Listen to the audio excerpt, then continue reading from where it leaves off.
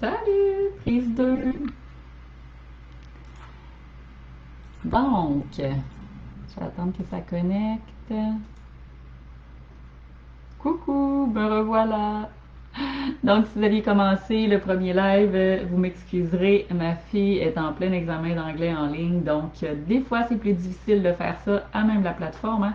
Donc, je dis les petits qui sont souvent bien plus à l'aise que nous dans la technologie font aussi leur possible pour s'adapter.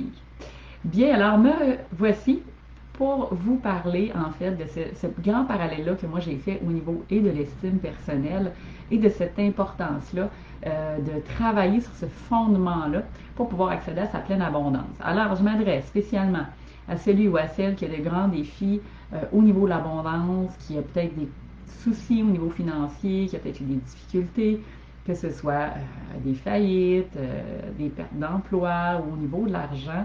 Il y a l'impression que malgré tous les efforts qui sont mis en œuvre, ça semble pas couler à flot, comme dirait, hein? C'est pas fluide. Donc, ça demande une énergie. Évidemment, il y aura tout le système de croyances que j'aime dire qui serait important d'aller explorer. Donc, toutes les croyances relatives à l'argent, les croyances relatives autour de l'abondance et au fait de travailler. Hein, on en a toutes sortes de croyances de ce type-là. Donc, il faut travailler dur dans la vie pour avoir de l'argent. L'argent ne fait pas le bonheur, ou on n'est pas nécessairement heureux, ou les gens qui ont de l'argent sont comme ci, sont comme ça. Donc, dépendamment de ce que vous allez avoir entendu dans votre système de croyance, ça va avoir un impact aussi. Vous vous souvenez, dans l'autre petit bout de vidéo tout à l'heure, je vous parlais d'aller vérifier votre histoire à vous, enfant.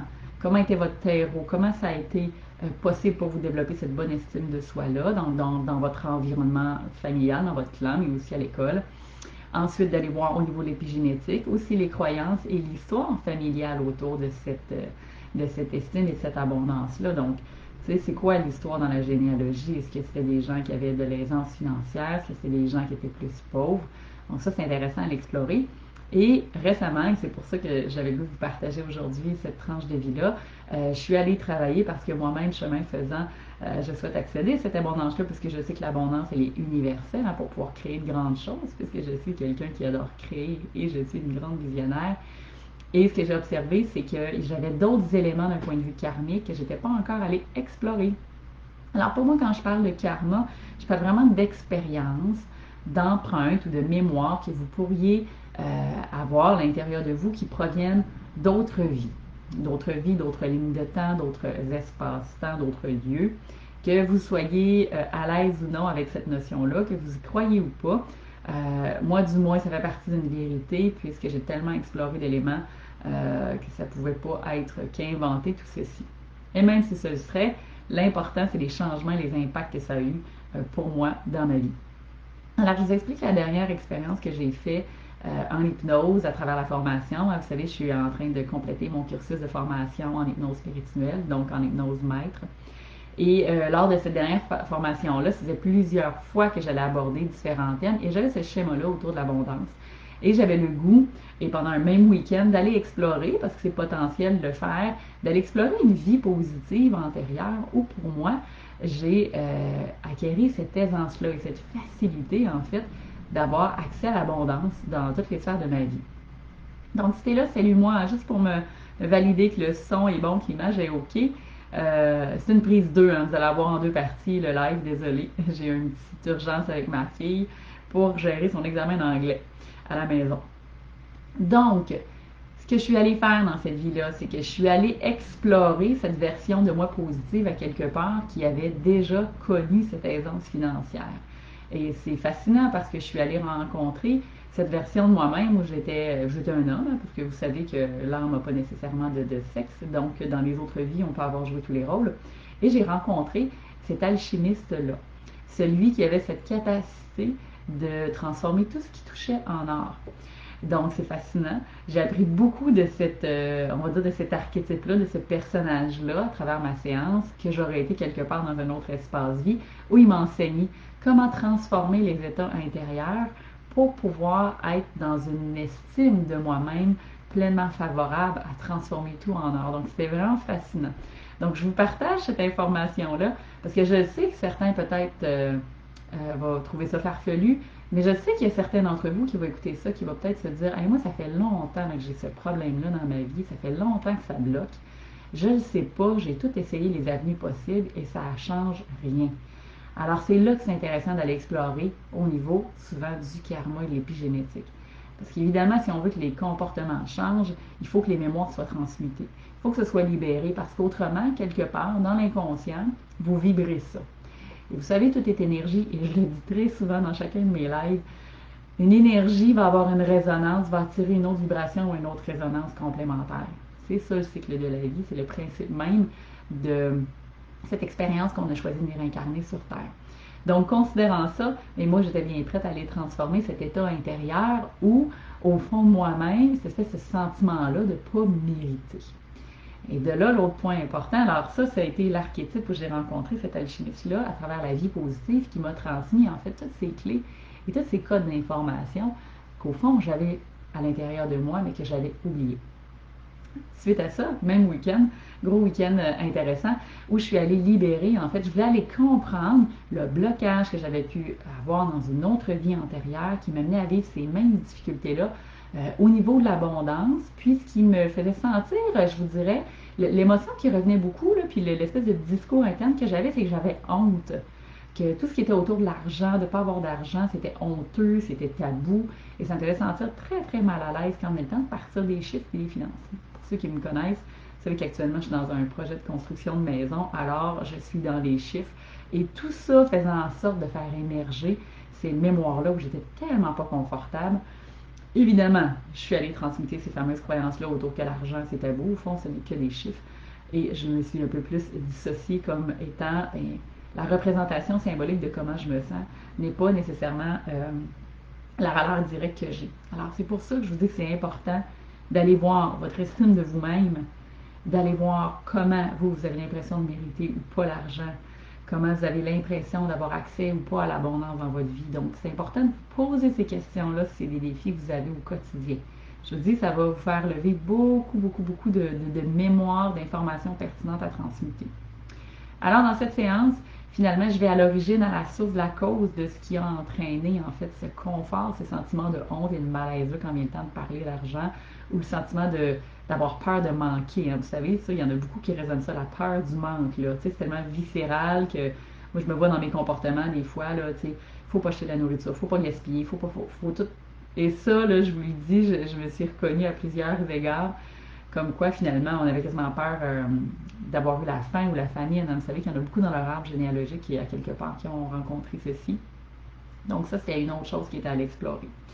Alors, je reviens à cette histoire-là, encore une fois, dans une vie où j'étais un homme, où j'ai fait des mauvais choix à l'adolescence, j'ai fait des mauvais coups, et finalement, je me suis amassée, pour pas dire en correction, en prison, bref, peu importe à cette époque comment ça s'appelait, ce centre de correction-là. Et quand je suis sortie de là, que j'ai voulu retourner chez nous, j'ai été bannie, en fait. Bannie par le père qui me disait, écoute, t'as perdu ton nom, t'as perdu ta famille, t'as déshonoré, en fait, le clan. Et clairement, ça faisait comme si à partir de maintenant, je n'existais plus. Et dans cette autre vie-là, j'ai pu ressentir toutes les émotions, la honte, la tristesse, le sentiment d'avoir plus aucune valeur, de ne rien mériter.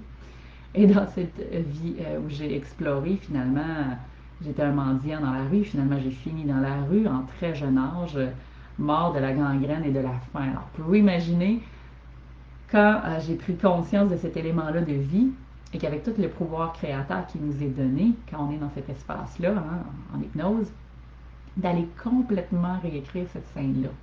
Et de changer le moment venu exactement où il y avait une décision, un choix qui aurait pu être autre, pour plus vivre ce qui est là. Et ce qui est fascinant, c'est que quand on réécrit l'histoire, évidemment, vous le savez, hein, ça finit, on va dire comme un conte de fées, c'est qu'on réécrit l'histoire pour qu'elle devienne positive. Et dans cet espace-là, à travers l'inconscient, ce qu'on vient ressentir, ce qu'on vient vibrer, ce qu'on vient réécrire, ça vient complètement transmuter les états intérieurs, les émotions.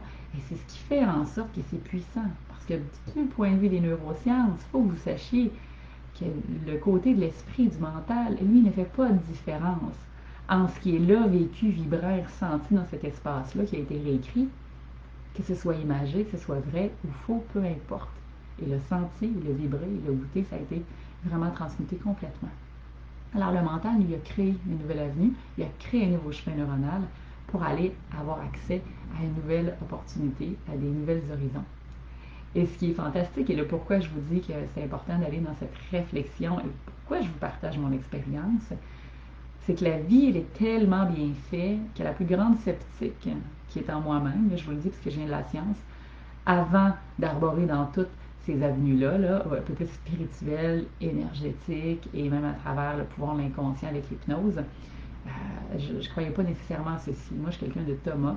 Il faut que je vive l'expérience. Il faut que concrètement, il y ait quelque chose qui change dans ma vie pour que je puisse bien vouloir partager mon expérience parce que autrement, pour moi, ça pourrait sembler comme étant pas valable. Alors, cette même journée, le moment où je finis mes 2 séances, que je ferme mon ordinateur, j'ai le courriel qui autorise notre prêt à la caisse. Là, évidemment, je viens de partager ici des tranches de vie plus personnelles, finalement, qui nous confirment que ça devrait fonctionner, mais qui reste évidemment de la mise de fonds à trouver. Que c'est en autoconstruction, ça prend des mises de fonds. Et bref, et à ce moment-là, je me dis, OK, l'opportunité que j'ai pour la mise de fonds qui manque et que notre projet fonctionne, c'est d'emprunter de l'argent. C'est très parallèle parce que dans cette autre vie, à la fin, comment ça s'est résumé, c'est que cet homme-là, finalement, qui à la base avait déshonoré son père avait une grande compagnie, avait beaucoup d'argent et à la fin, ça se termine l'histoire entre le père transmet complètement finalement 80% des parts de la compagnie à ce fils-là parce qu'il lui dit il n'y a qu'en toi que j'ai confiance puisque tu as su démontrer que tu as les valeurs de la famille et ainsi de suite. Et tu as toutes les compétences requises pour pouvoir gérer la business. Donc, évidemment, moi, ça me fait sourire dans cet espace-là parce que j'ai aussi une entreprise. Et aussi, ça m'a surtout permis de comprendre qu'à partir de ce moment-là, parler d'argent, demander, oser demander, il y a comme vraiment quelque chose qui a changé au niveau de ce tabou-là. Parce que cette même journée, finalement, je me suis dit, qui d'autre, peut-être que mon père, pour m'avancer les sommes requises pour que ce projet-là ait lieu. Dans la minute qui a suivi, je lui ai téléphoné. J'étais confortable, on a parlé d'argent, il n'y avait aucun problème, on s'est fait des documents légaux, ainsi de suite. Vous voyez, fait que c'est fascinant de voir comment, dans la fraction de seconde que je venais de réécrire et transformer, avait déjà changé quelque chose dans ma vie, dans la relation avec l'argent. Et évidemment, ça c'est un bout d'histoire, comme je vous l'ai souvent dit. Je vous rapporte ce qui récemment a été encore des grands changements. Mais rappelez-vous que ce principe-là, à la base, l'estime de soi, c'est la fondation, c'est le fondement de tout. Donc, si pour vous c'est difficile d'avoir accès à l'argent, aujourd'hui, je vous invite à avoir cette réflexion-là.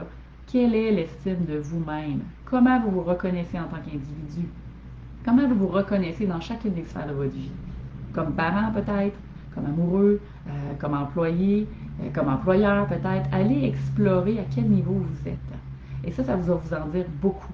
Parce que plus on a une bonne estime de soi-même, plus on reconnaît sa valeur intrinsèque, plus c'est facile à ce que l'univers vienne résonner avec ça et vous ramène à vivre et à accéder à cette abondance-là parce que vous allez reconnaître votre valeur. Alors faites ce petit exercice-là aujourd'hui. Vous pourriez vous sortir une feuille de papier. Vous savez, j'aime beaucoup écrire, moi. Je sais que ça aide à conscientiser, faire les prises de conscience. Faites un espèce de petit tableau de valeur. Évaluez aujourd'hui dans votre quotidien peut-être les sommes et l'argent que vous gagnez moyennement par semaine. Allez évaluer en parallèle peut-être l'endroit où vous avez tendance à investir des sommes en vous parce que vous savez que c'est aussi comme ça que ça fonctionne. L'argent qu'on investit en soi, c'est un peu comme si on reconnaissait la valeur que l'on a. Alors, je m'adresse à vous, chers hommes, chères femmes, peut-être parents qui, à un moment donné, on le sait, on a fait des choix, des priorités qui nous ont amenés à, je ne vais pas dire se sacrifier, mais mettre l'argent pour subvenir aux besoins des enfants. Et combien de fois on s'est complètement mis de côté? Alors, aujourd'hui, assurez-vous de trouver des moments où il va y avoir une juste équité entre aussi l'argent que vous gagnez et l'argent que vous allez vous attribuer. Vous devriez être la première personne que vous payez quand vous recevez une paye. Rappelez-vous ceci, puisque vous vous récompensez pour l'effort transmis. Et juste ça, tranquillement, va changer le mindset puis votre programmation. Et ça, c'est les petites pistes que j'avais voulu vous donner aujourd'hui. Explorez votre niveau d'estime dans les différentes sphères de vie. Amusez-vous à faire un tableau des revenus gagnés et des investissements faits pour vous-même. Puis en même temps, demandez-vous comment vous pouvez davantage vous reconnaître à travers qui vous êtes. Et évidemment, si ça bloque encore malgré les astuces, si ça fait un moment que vous êtes sur ce cheminement-là, je vous ai mis le lien. Prenez un rendez-vous simplement pour qu'on puisse faire un appel découverte et voir s'il y a des pistes intéressantes à explorer pour que je vous accompagne à accéder à toute cette abondance-là pour qu'enfin vous puissiez reconnaître la valeur, que vous sachiez, sans même savoir que vous savez déjà, que vous méritez d'avoir accès à toute cette abondance-là, qu'elle est infinie et accessible pour tous ici sur Terre. Moi, je vous salue, bon vendredi. Pour ceux qui sont arrivés à mi-chemin, vous pourrez aller voir l'autre live que j'ai fait en 2 parties aujourd'hui. Alors, je vous salue et à bientôt à tous.